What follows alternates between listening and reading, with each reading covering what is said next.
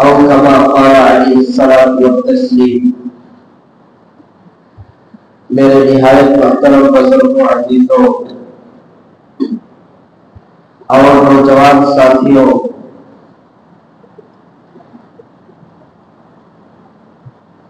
قرآن و حدیث کی روشنی میں جو بات اس جمعہ عرض کرنی ہے وہ ہے اغیار کی نقالی اور مسلم سماج۔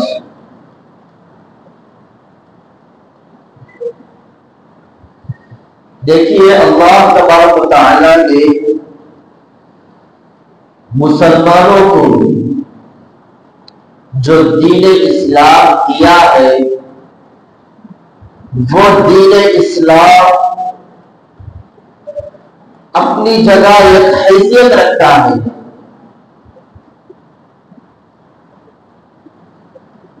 اور دین اسلام میں انسان کی اجتماعی زندگی ہو، جیسے گھریلو زندگی یا تقریبات کی زندگی، شادی وغیرہ رسم و رواج، اجتماعی زندگی ہو یا انفرادی زندگی ہو،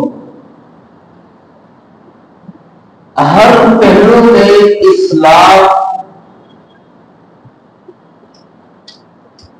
آپ کو مکمل ملے گا۔ اس کے برخلاف پوری دنیا میں کوئی بھی مذہب، کوئی بھی دین آپ کو اس طرح مکمل اور کامل نہیں ملے گا۔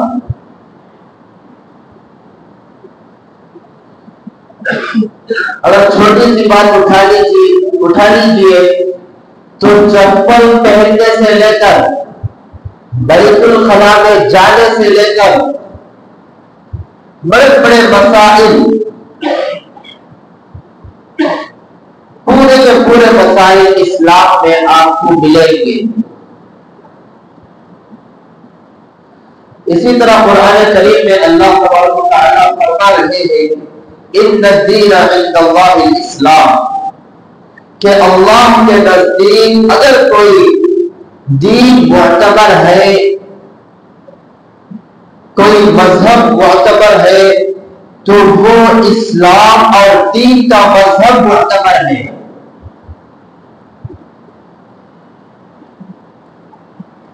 وَمَن يَبْتَغِ غَيْرَ الْإِسْلَامِ دِينًا فَلَن يُقْبَلَ مِنْهُ، اگر کوئی بندہ دین اسلام کو چھوڑ کر کوئی دوسرا دین اختیار کرتا ہے وَهُوَ فِي الْآخِرَةِ مِنَ الْخَاسِرِينَ، تو اللہ تبارک و تعالیٰ کہہ رہے ہیں کہ وہ آخرت میں خسارہ اٹھانے والوں میں شمار ہو جائے گا، نقصان اٹھانے والوں میں شمار ہو جائے گا۔ لیکن آج کل ہم اپنے معاشرے پر نظر دوڑاتے ہیں تو ہم کو مسلمانوں کی حالت، چاہے اجتماعی زندگی ہو یا انفرادی زندگی ہو، اسلام کی ثقافت اور اسلام کی تہذیب، اسلام کی شناخت کو مبہم کر رہے ہیں مسلمان، یعنی خوشی سے اس کو قبول نہیں کر رہے ہیں، خوشی سے قبول نہیں کر رہے ہیں، اور دھیرے دھیرے ہمارے اسلام میں اس طرح کے رویے داخل ہو گئے ہیں کہ وہ اسلام کو مکمل خلط ملط کر کے رکھ رہے ہیں۔ اگر کوئی اسلام قبول کرتا ہے تو اس کے دل میں اسلام کی محبت ہونی چاہیے، لیکن ہم ماں کے پیٹ سے مسلمان پیدا ہوئے ہیں، لیکن ذرا برابر کہ ہم کو اسلام سے محبت نہیں ہے، اسلام کے طور و طریقے سے لگن نہیں ہے، اور دلی محبت کوئی نہیں کر رہا ہے، کوئی بھی نہیں کر رہا ہے دلی محبت۔ صحابہ کرام رضوان اللہ علیہم اجمعین کے واقعات کو دیکھ لیجیے کہ اگر کوئی صحابی اسلام کو قبول کرتا ہے تو مکمل طور پر وہ اسلام میں آ جاتا ہے، اجتماعی زندگی تھی انفرادی زندگی کے اعتبار سے. اسی لیے قرآن کریم میں اللہ تعالیٰ فرما رہے ہیں یا ایھا الذین آمنوا ادخلوا فی السلم کافہ کہ اے ایمان والو اگر اسلام میں داخل ہوتے ہو تو پورے داخل ہو جاؤ. آدھا اسلام آدھا غیروں کے ساتھ اگر اس طرح خلط ملط رہو گے تو میرے بھائیوں پھر ہمارا دین ہمارا اسلام قابل قبول ہونا مشکل ہے. وَلَا تَتَّبِعُوا خُطُوَاتِ الشَّيْطَانِ اور شیطان کی پیروی نقش قدم پر نہ چلو. إِنَّهُ لَكُمْ عَدُوٌّ مُّبِينٌ کہ وہ کھلا ہوا دشمن ہے اور گمراہی کی طرف لے کر جانے والا ہے، گمراہی کی طرف لے کر جا رہا ہے. صحابہ کرام رضوان اللہ علیہم اجمعین میں سے ایک صحابی کا نام آتا ہے حضرت اسامہ رضی اللہ عنہ کا واقعہ آتا ہے کہ اسلام قبول کرنے سے پہلے، مسلمان ہونے سے پہلے مسیلمہ بن کذاب جو نبوت کا دعویٰ کیا تھا، نبی پاک صلی اللہ علیہ وسلم کے زمانے میں آپ کی موجودگی میں نبوت کا دعویٰ کرنے والا ملعون مسیلمہ بن کذاب حضرت اسامہ کو مسیلمہ بن کذاب نے بہکا کر جب ابھی تک اسلام قبول نہیں کیے تھے تو رسول اکرم صلی اللہ علیہ وسلم کے قتل کرنے پر بھیجا تھا. تو حضرت اسامہ رسول اکرم صلی اللہ علیہ وسلم کو دھوکے سے قتل کرنے کے لیے گئے تھے تو صحابہ کرام اور مسلمانوں نے ان کو پکڑ لیا. پکڑنے کے بعد مسجد کے ستون کو باندھ دیا. اس کے بعد اللہ کے نبی صلی اللہ علیہ وسلم تشریف لاتے ہیں، فرماتے ہیں کہ اسامہ کیا حال ہے، ٹھیک تو ہے؟ تو اسامہ کہتے ہیں ہاں ٹھیک ہے، اچھا ہوں. تو اس کے بعد اسامہ کہتے ہیں اگر آپ مجھے قتل کر دیں گے تو میرے پیچھے اس طرح کے لوگ ہیں کہ وہ آپ کو قتل کریں گے، لیکن میرے قتل کا بدلہ لینے والے موجود ہیں، اور اگر آپ مال چاہتے ہیں تو آپ بتائیے کتنا مال چاہیے، اتنا مال دینے کے لیے ہم تیار ہیں. تو یہ بات سن کر رسول اکرم صلی اللہ علیہ وسلم آگے نکل گئے.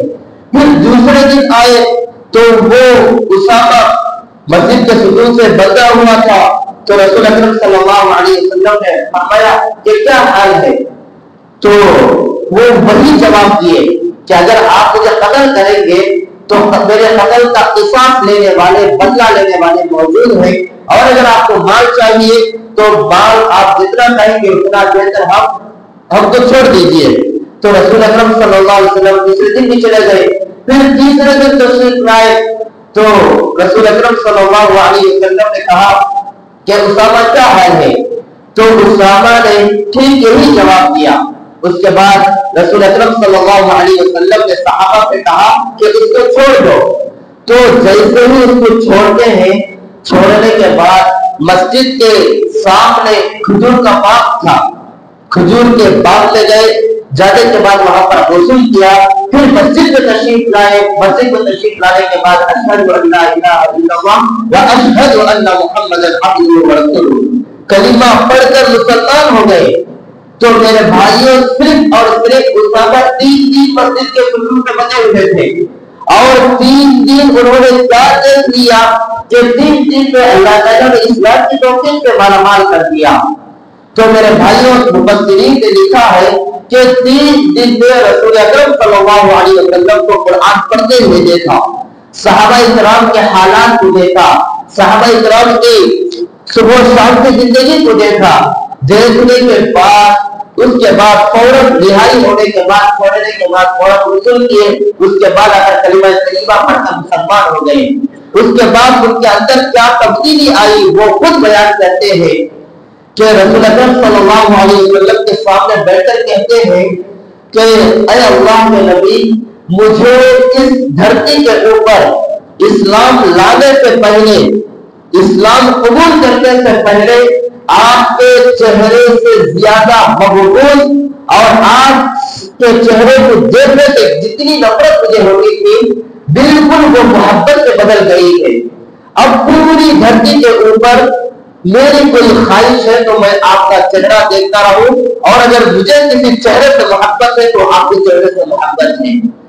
دوسری چیز رسول اکرم صلی اللہ علیہ وسلم سے انہوں نے یہ بیان کیا کہ پوری دھرتی کے اوپر اگر کوئی شہر مجھے ناپسندیدہ تھا, مقبول تھا, مجھے نفرت کرنے والا تھا تو وہ یہی شہر ہے, یہی شہر ہے. اور اسلام لانے کے بعد اگر کوئی معزز شہر ہے, اگر کوئی شہر ایسا ہے کہ ان سے محبت کی جائے تو وہ یہی شہر ہے. تو میرے بھائیوں, غیر مسلم اسلام قبول کرنے کے بعد اس طرح ان کی ایمانی کیفیت بدل جاتی تھی, ایمانی کیفیت میں اس طرح تبدیلی آ جایا کرتی تھی. لیکن ہم ماں کے پیٹ سے مسلمان پیدا ہوتے ہیں, لیکن ہم مکمل غیروں کے مذہب کو اپنائے ہوئے ہیں مکمل طور پر, اللہ ماشاء اللہ کوئی ایکا دکا چھوڑ کر, اور دلی محبت انہی سے کرتے ہیں. میں یہاں پر ایک نقطے کی بات آپ حضرات کو بتا رہا ہوں کہ ہم دیوی کے سامنے یا دیوتاؤں کے سامنے جا کر مانگنا اور ان کے سامنے جا کر ہاتھ اٹھانا ہی پوجا نہیں ہے. اگر ہمارے دل میں غیروں کے تہواروں کی محبت بھی اگر ہمارے دل میں بیٹھی ہوتی ہے تو ہم شرک میں مبتلا ہے, ہم شرک میں مبتلا ہے. اگر غیروں کی محبت ہمارے دلوں میں بیٹھی ہوئی ہے, صرف مندروں میں جا کر پوجا کرنا, یہی شرک نہیں ہے اور یہی شرک نہیں ہے. اگر ہمارے دل میں مندروں غیروں کے تہوار جو مذہبی تہوار ہیں ان کی محبت اگر ہمارے دل میں بیٹھی ہوئی ہے تو یہ بھی شرک میں داخل ہے, یہ بھی شرک میں داخل ہے. تو جہاں تک ہو سکے ہم اپنے آپ کو محتاط رکھنا چاہیے اور اسلام کے اوپر مکمل آنے کی کوشش کرنا چاہیے. ابھی جو ایام گزر رہے ہیں, کل اور آج کا دن یہ دیوالی کا دن ہے, اور دیکھا جا رہا ہے کہ مسلمانوں کے علاقوں میں اور مسلمان بچے, گلیوں کے بچے مسلمان جو علاقہ رہتا ہے, محلہ رہتا ہے, اس محلے کے مسلمان بچے یہی کام میں لگے ہوئے ہیں کہ پٹاخے جلا رہے ہیں اور دوسروں کو پریشان کر رہے ہیں. تو میرے بھائیوں, ہم کہاں تک گئے گزرے ہیں.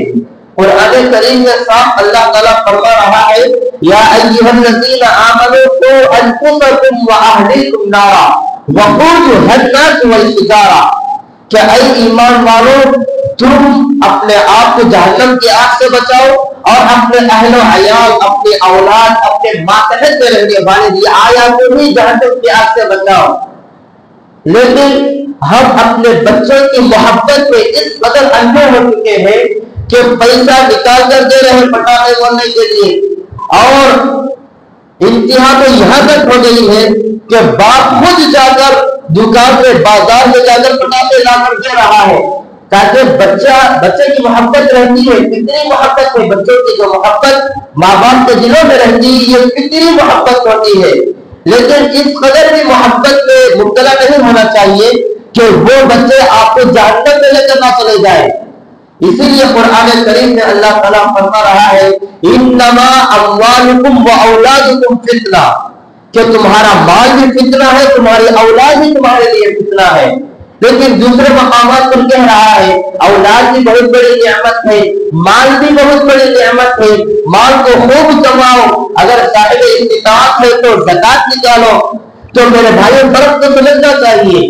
اگر ہم اپنے بیوی کی محبت میں اس قدر غلو میں چلے گئے ہیں کہ اس کی محبت میں نمازوں کو چھوڑ رہے ہیں, اس کی محبت میں زکات کو روک رہے ہیں, اس کی محبت میں رمضان المبارک کے روزے نہیں رکھ رہے ہیں, تو یہ بیوی آپ کے لیے وبال ہے, جہنم سے لے کر جانے والی ہے.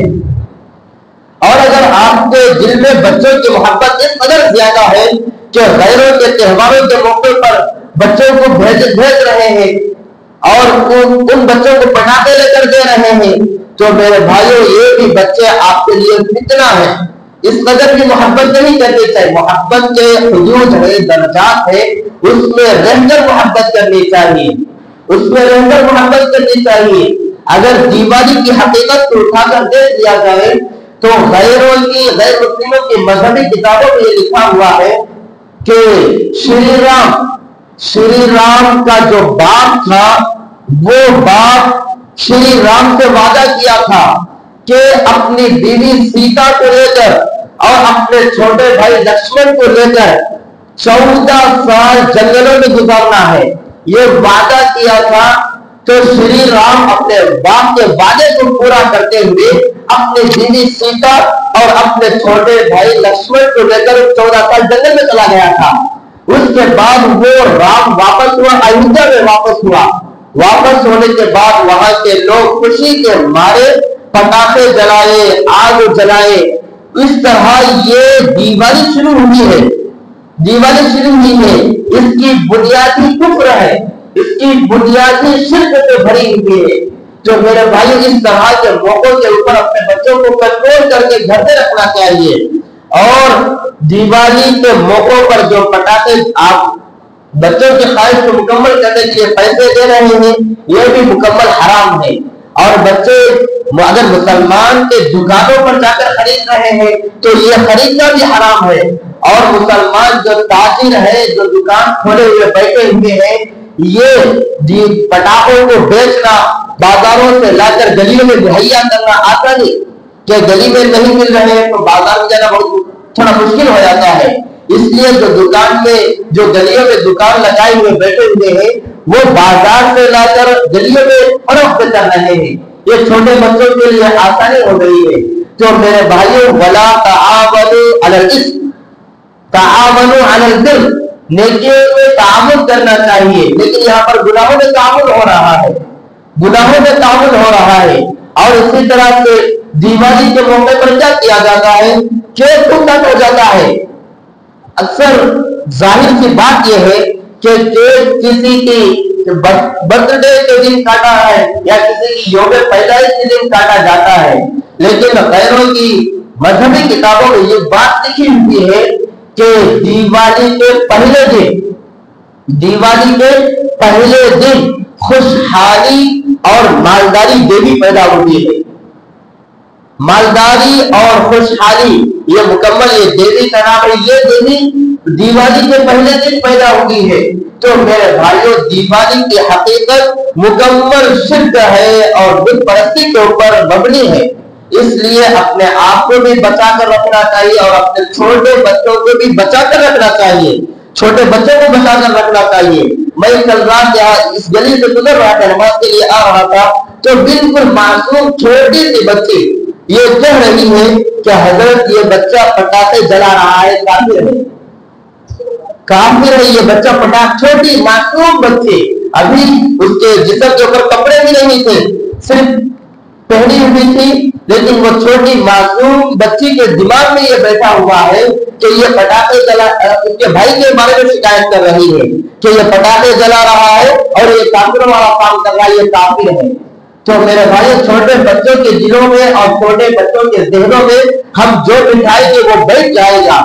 بس فرق یہ ہے کہ ہم اپنے اولاد کو کنٹرول کرنا چاہیے اور دینی تربیت سے آرامدہ کرنا چاہیے، اور معلوم کرنا چاہیے کہ یہ جو غیروں کے تہوار وقتاً فوقتاً آتے رہتے ہیں، ان کے تہواروں کا کوئی رکاوٹ، کوئی تاریخ متعین نہیں ہے۔ ابھی چند دن گزریں گے تو ابھی گزشتہ دنوں میں دسہرے کی عید گزری، اس سے پہلے گنیش کی عید گزری، اور اس کے بعد سنکرانتی کی بھی عید آ جائے گی، اور بہت سارے عیدیں آ رہے ہیں۔ تو میرے بھائیوں، جو اس طرح کی عیدیں آتے ہیں تو وہاں پر مسلمانوں میں دو تین سوالات کھڑے ہو جاتے ہیں کہ ان کی عیدوں میں شرکت کرنا کیسا ہے، اور اسی طرح سے ان کے عیدوں میں مبارکبادی دینا کیسا ہے، اور ان کے عیدوں میں جو پکایا ہوا تقسیم کیا جاتا ہے ان کو کھانا تناول کرنا کیسا ہے۔ تو میرے بھائیوں، یہ دو تین سوالات کے جوابات آپ اپنے ذہنوں میں بٹھائیے اور اپنے آپ کو، اپنے بچوں کو محتاط رکھیے۔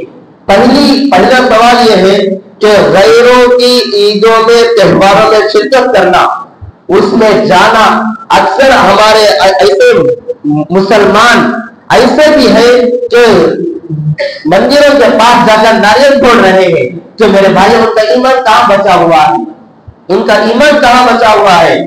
تو میرے بھائیوں، غیروں کے تہواروں میں شرکت کرنا پہلی بات یہ ہے کہ درست نہیں ہے، جائز نہیں ہے۔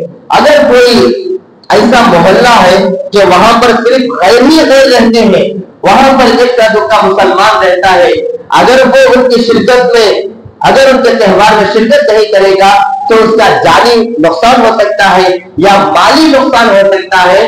تو میرے بھائیوں، وہاں پر فقہاء کرام نے صرف شرکت کی اجازت دی ہے، صرف شرکت کی اجازت دی ہے، اور مبارکبادی دینے کی بالکل اجازت نہیں دی ہے۔